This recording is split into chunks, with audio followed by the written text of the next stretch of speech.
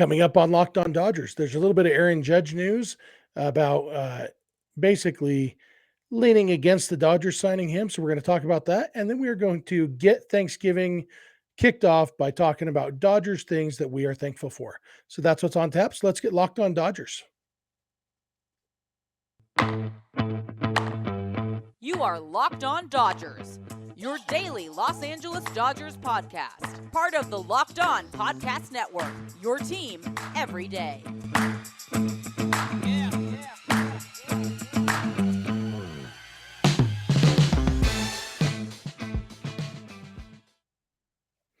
Hello, Dodger fans. This is Locked On Dodgers, part of the Locked On Podcast Network, your team every day. Thanks for making Locked On Dodgers your first listen every weekday morning. Remember, this show is free and available on all podcast platforms and on YouTube simply by searching for Locked On Dodgers. Or even better, go ahead and subscribe wherever you're watching or listening right now, and then you'll never miss a day because you know we're not going to. If this is your first time listening or watching, my name is Jeff Snider. That guy next to me is Vince Samperio.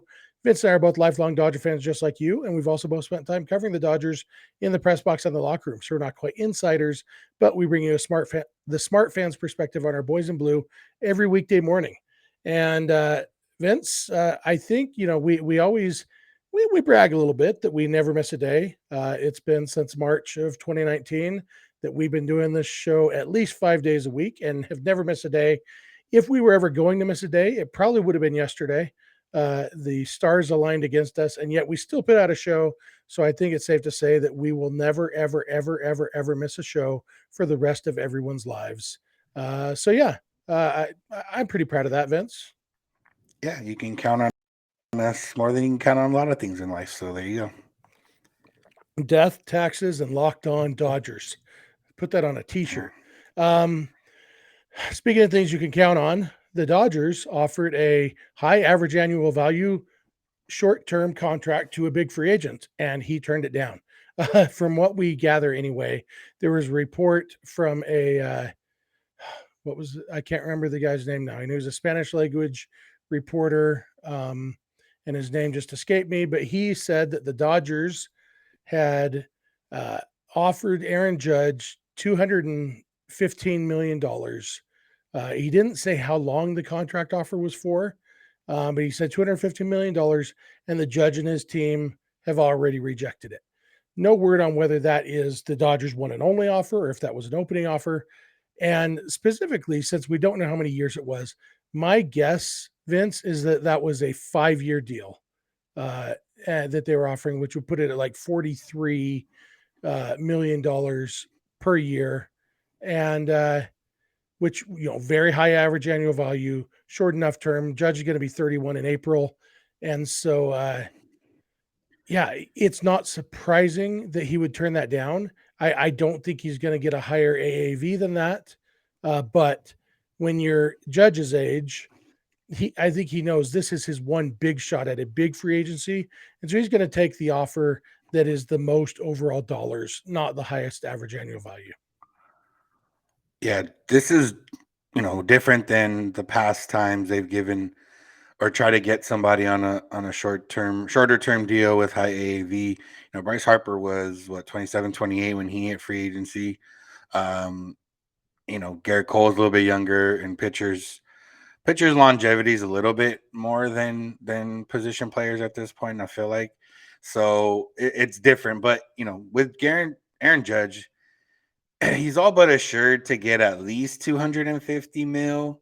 More likely, some people consider maybe 300 mil. I don't know if he'll get that, but he's for sure going to get 250 plus. So if you're going to get guaranteed 250 plus, even if it's for more years, realistically, Aaron Judge, the decline could happen, in the next few years. The decline could happen as soon as next year. You never know with a lot of guys these days. With the guy his size, there hasn't been a lot of guys his size that have had longevity in baseball or in any other sport, other than maybe offensive tackles. So, for him, he's looking for the security. And realistically, he has a team in the Giants and a team in the Yankees that are a little bit more desperate than the Dodgers are to have him in their lineup. So it would, make sense that he wouldn't accept the Dodgers offer. And realistically, we never really, the Dodgers were linked to him and supposedly they're going to make a run for him, but just based on what we know and how we've seen the front office work the last few years, it always seemed like it was kind of going to be something that happened if Judge, let's just say the Yankees and Giants both gave up on him, basically, because they're going to give him more than that. Yeah, absolutely. And John Heyman was on the radio in Chicago today, and he was talking about Aaron Judge and he said that the Yankees won't let themselves be outbid for Aaron Judge. We already heard a week or two ago that the Giants won't let themselves be outbid for Aaron Judge. And unless they're going to work out some sort of custody sharing agreement, it seems to me like one of those teams is going to get outbid for Aaron Judge. And the only real question is, how far into the game of chicken do they get before one of them calls the other team's bluff?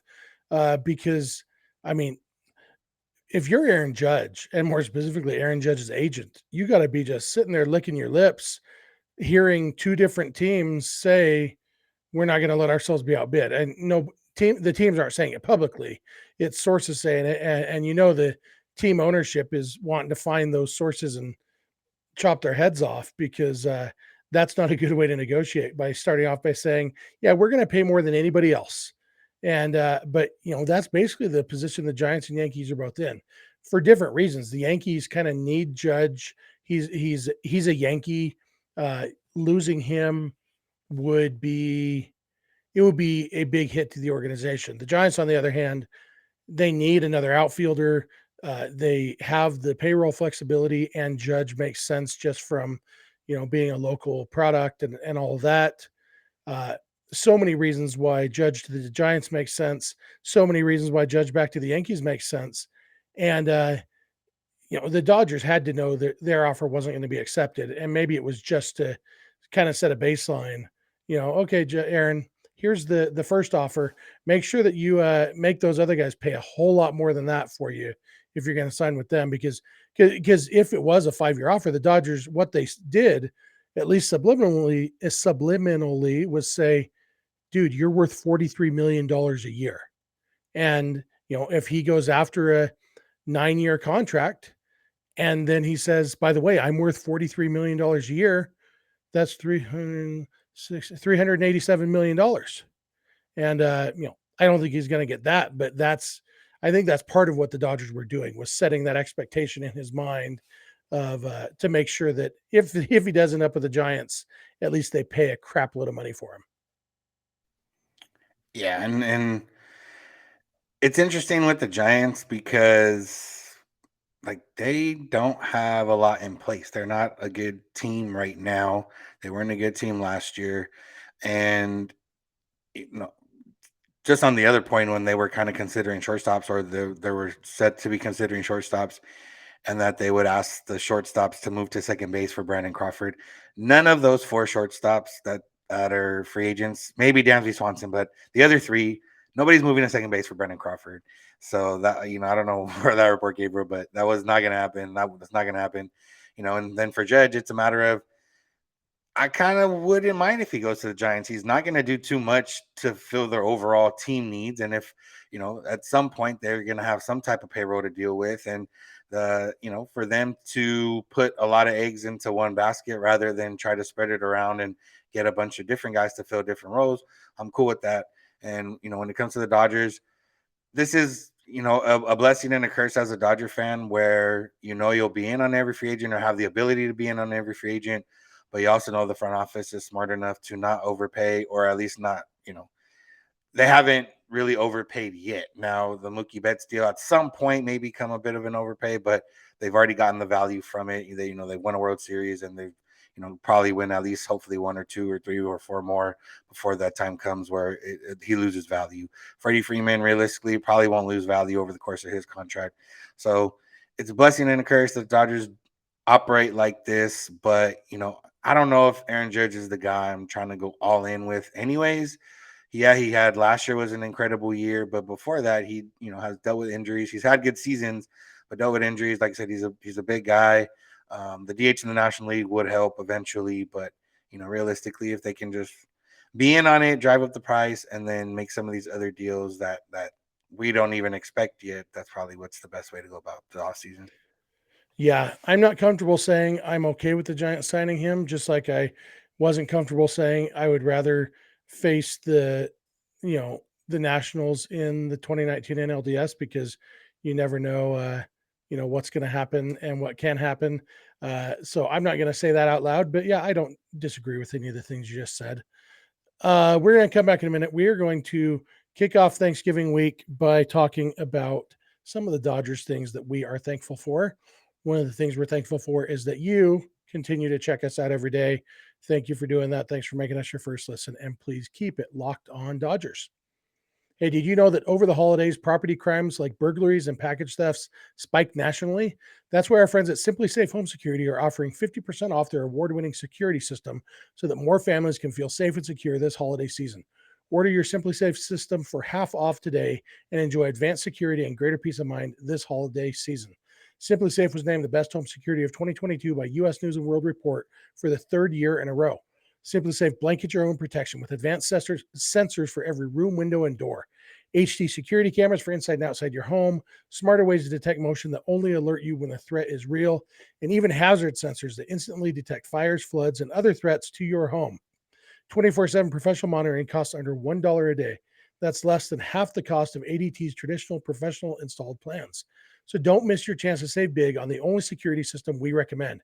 Get 50% off any new SimpliSafe system at simplisafe.com/lockedonmlb today. This is their biggest discount of the year, so don't wait. That's simplisafe.com/lockedonmlb. There's no safe like SimpliSafe. All right. We are back. We want to thank you for making us your first listen every weekday morning. When you're done with this, for your second listen, check out the Locked On Sports Today podcast, the biggest stories of the day, plus instant reactions, big game recaps, and the take of the day, available on the Odyssey app, YouTube, and wherever you get podcasts. Vince, it's November 23rd today, Wednesday. Tomorrow is Thanksgiving here in the United States. I know Canada did theirs, I think the first Saturday in October, if I remember right. I spent the Thanksgiving in Canada once in 1998. I happened to be in Canada on Canadian Thanksgiving. So I got two Thanksgivings that year, which was a lot of fun for a guy of my girth. But Thanksgiving is a fun week. It marks the midpoint of Christmas season, which is a beautiful thing. And you get to be with family, eat food, watch football. I don't watch many NFL games, but I definitely at least have a game or two or three on throughout that day. And then that night we watch Elf to kick off real Christmas movie season. But I thought we would talk about some Dodgers related things that we are thankful for. And Vince, do you want to go first? Sure, I don't mind.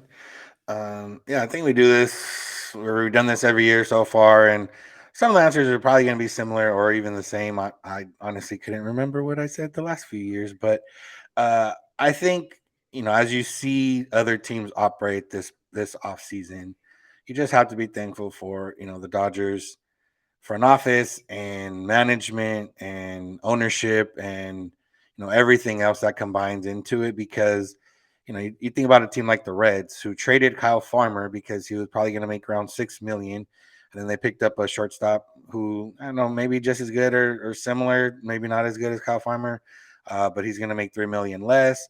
You look at a team like the Brewers, who have these great starting pitching, had the strong back end of the bullpen. They traded Josh Hader last year because of money reasons. They just traded Hunter Renfroe today because probably he was going to be too expensive.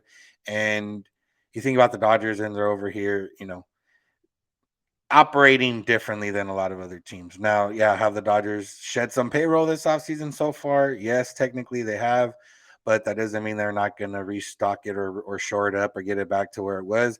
Just a matter of them calculating how it is.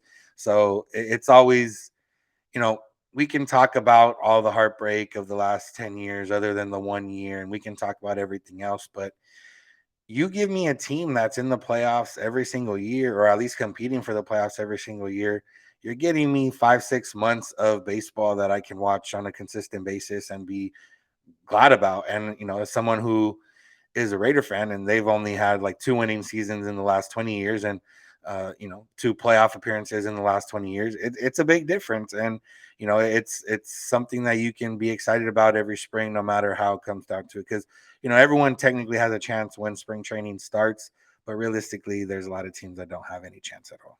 Yeah, and as Dodgers podcasters, sometimes I wonder, like, how does our buddy at Locked On Pirates do it? Like, how would you do a daily podcast about a crappy team that's not even trying to win? So yeah, as podcasters, it's definitely something to be thankful for. I'm going to go a little bit more superficial with my first one. My second one's gonna blow you away, but my first one, I am thankful that Dodger blue looks so good on me. And I'm not saying I look great in Dodger blue. I'm saying I look as good as I possibly can look in Dodger blue. What you're seeing right here, this is the best Jeff Snider gets. And imagine if I was wearing black and orange. Ew. Like, and there's so many, like, even teams that don't have terrible color schemes, like, nobody has anything that looks as good as Dodger blue. And so you and I can get on this podcast, Vince. Neither of us, we don't have people beating down our doors to offer us modeling contracts. We're not bad looking dudes, but we're just kind of your average, you know, moderately to severely overweight, you know, bearded gentlemen wearing Dodger hats. And we look great on this podcast because it's Dodger blue.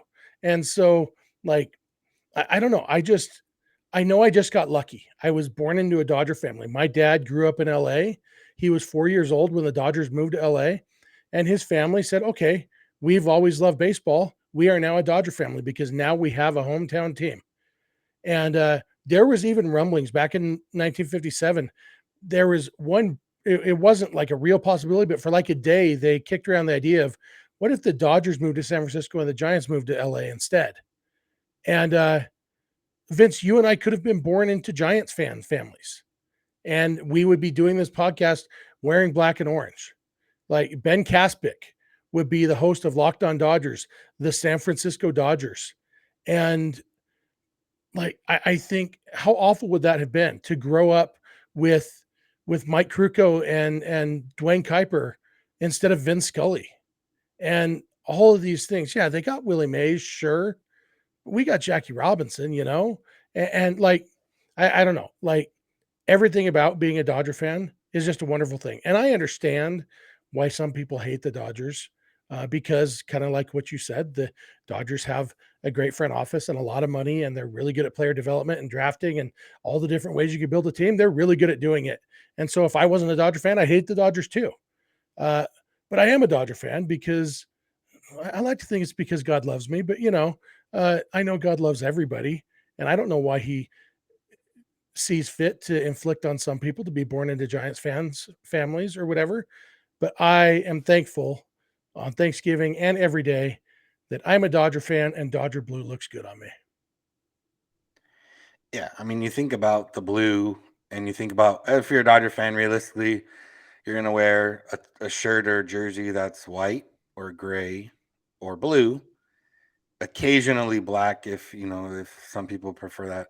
But if you're like a Giants fan, you're wearing white or black or like orange would be a primary color of your t-shirt. And for like I said, for guys like us, it's very easy to just be like, oh, pumpkin, Yeah, we're this, already pumpkin we're shaped. just We don't need to be pumpkin colored yeah, too. exactly.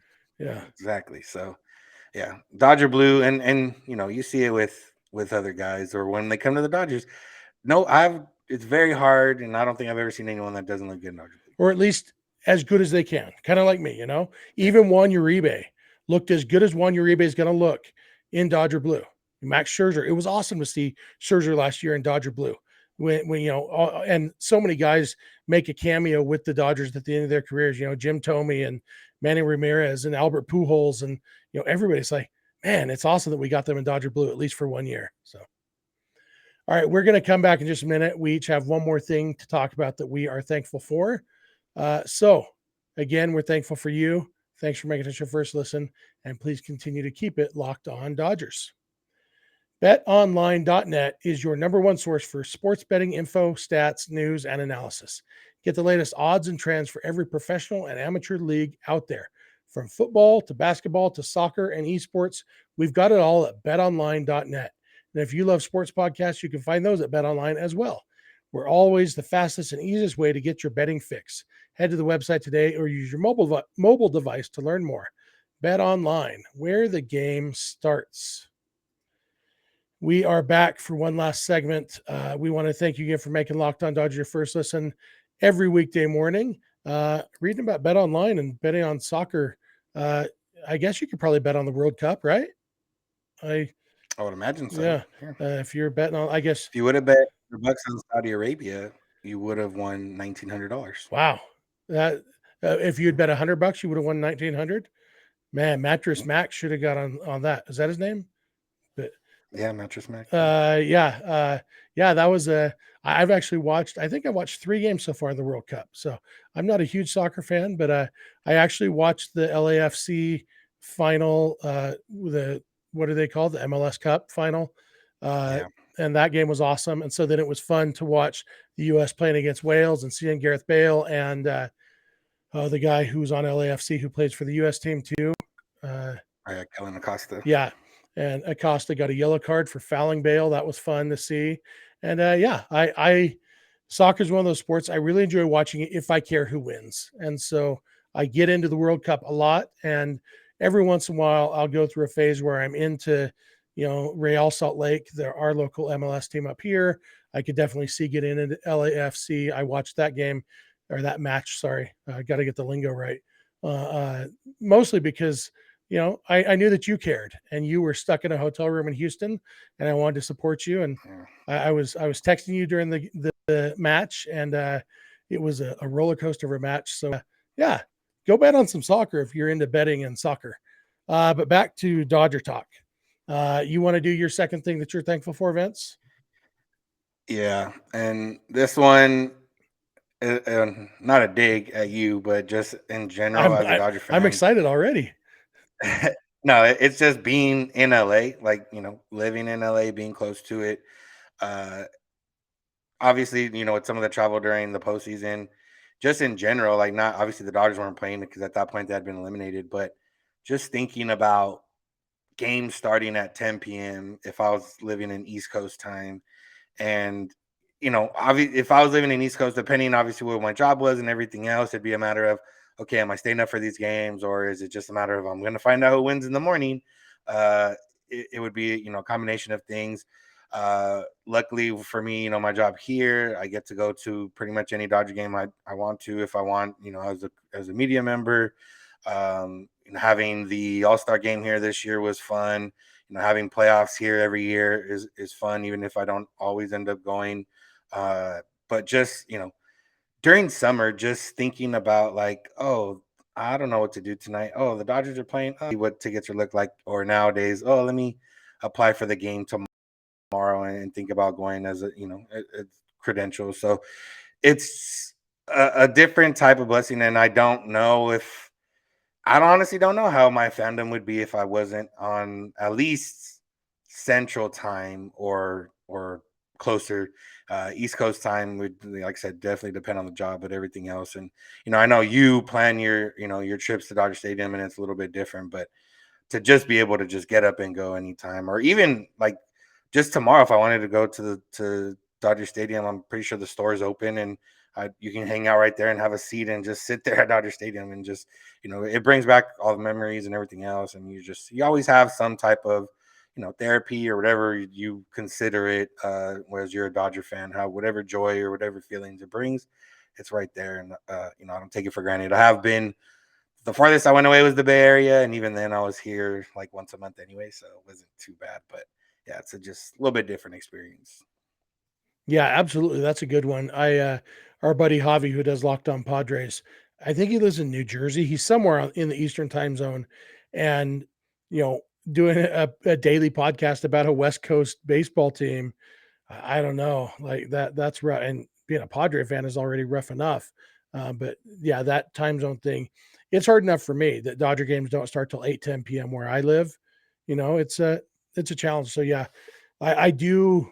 I enjoy where I live. I really like the drive between here and LA. I love driving and I love being in my car. And I've done that drive so many times. I could do it in my sleep, and I probably have once or twice. And But yeah, I definitely could see the appeal of living as close to Dodger Stadium as you do. So, all right, my second thing that I'm thankful for, and then we'll wrap this up. How to put this? I guess the easy way to put it is I'm thankful for Scott Boras, super agent, MLB super agent Scott Boras, and I'll tell you why. In 2005, the Dodgers drafted Luke Hochevar with their first pick. The Dodgers didn't have a first round draft pick that year because they had signed Derek Lowe, and back then the penalty system, you lost your pick, and so they lost their pick to the Red Sox for signing Derek Lowe, and so their first pick was the 40th pick, which was a compensation pick because the Mariners had signed Adrian Beltre, and so that was the Dodgers' first pick. They picked Luke Hochevar, and Hochevar was a guy who had been uh, predicted to maybe go higher in the draft than 40th, but the reason he didn't was because of signability concerns. And so he dropped down to 40. So the Dodgers took him. And as it turns out, those signability concerns turned out to be well founded because the Dodgers couldn't come to a deal. He had Scott Boras as his agent, and they negotiated and couldn't come to an agreement. And then Hochevar fired Scott Boras as his agent and hired Matt Sosnick. And the Dodgers and Hochevar quickly agreed to a deal for $2.5 million or so, almost $3 million. And then the next day, before the contract had been signed, Hochevar changed his mind about switching agents, went back to Scott Boras, and went back to not having a deal with the Dodgers. They ultimately were unable to sign him. He was ineligible to pitch in college anymore because he had been in the draft and hired an agent and everything. And so he pitched in independent leagues for a year. And then the next year, 2006, Hochevar re-entered the draft and the Royals took him with the first overall pick. The Dodgers ended up taking a young man by the name of Clayton Kershaw in the draft that year. If Hochevar had signed with the Dodgers in 2005, he would have not have been in the 2006 draft. So the Royals probably would have taken Andrew Miller with their first pick. Andrew Miller ended up dropping all the way down to number 6 with the Tigers. And the Tigers have said, Keith Law said that he heard from Tiger sources that if Andrew Miller had not been available, the Tigers would have taken Clayton Kershaw, which means that Kershaw never would have gotten to the Dodgers. So if Luke Hochevar had signed with the Dodgers in 2005, the Dodgers would not have they probably would have ended up with Kyle Drabek instead of Clayton Kershaw. And that's enough to make me cry. And so everybody hates Scott Boras. Everybody, calls him greedy, says that he's, terrible person, all this stuff.